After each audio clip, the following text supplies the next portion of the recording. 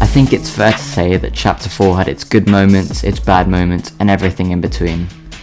Let's kick things off with the good moments of Fortnite Chapter 4. One of the highlights of this chapter was the diverse weapon pool. We had weapons such as the Havoc Pump and Twin Mag AR introduced. Let's be honest, these things just shredded through people. In addition to the weapon pool, we were treated with some amazing POIs. My personal highlights were Sanguine Suites, Brutal Bastion, and Mega City.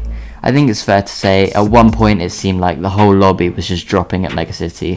This made for some intense scrims. Despite the lack of POIs and the map being a bit of an FPS killer, let's admit it, Chapter 4 graphics were insane, especially with the relatively recent introduction of Lumen. The visual quality of the game was stunning as it brought a new level of immersion. On top of this, reality augments, or more commonly referred to as just augments, are a huge plus. It feels like they were adding a whole new dimension to the game. Whether you got a mythic grab bag or keymaster, they'd help you out in one way or another. Don't worry though, they'll be sticking around for Chapter 5. Now let's delve into the not so great aspects of Chapter 4. I think one of the major disappointments in Chapter 4 was the lack of live events, and we've seen this trend across other chapters in Fortnite. The Fortnite storyline just felt disjointed and players didn't fully understand what was going on. The absence of live events has proven, as you probably didn't know this, but 𝖘𝖚𝖇𝖘𝖈 is dead. And if you did, it was probably through another YouTuber and not actually the game itself. On the topic of live events, I think it's fair to say that Fracture was just an absolute disaster. It felt rushed and it felt like you were just doing a mini game that could have been made in creative in under an hour. Another issue that many players found frustrating was the lack of mobility for most of the chapter. Getting around the map was often a tough experience, and the only exception was when they added the rocket ram and shockwave grenades. While it provided some relief, many players just wanted more. Lastly, let's talk about the battle passes throughout this chapter. These battle passes were just mixed reviews. Many players felt that collabs were forced with no true meaning. Instead of bringing fresh content, they often just left players feeling underwhelmed and disappointed, which is fair.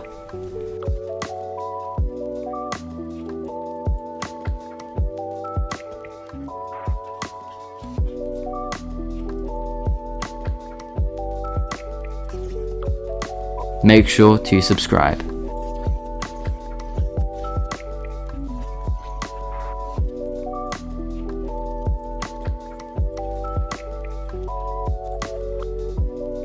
Alright, so now on to the infamous Fracture event. Before we get into this though, just some details on how Epic revealed this event to everyone. So everyone knew this was the Chapter 3 finale event, and basically Epic didn't say much. They didn't reveal much about the event, and players were just left to speculate about what was going to happen. So everyone was, I guess you could say, hyped up and didn't know what to expect. Everyone hopped into the game just to be disappointed, I guess.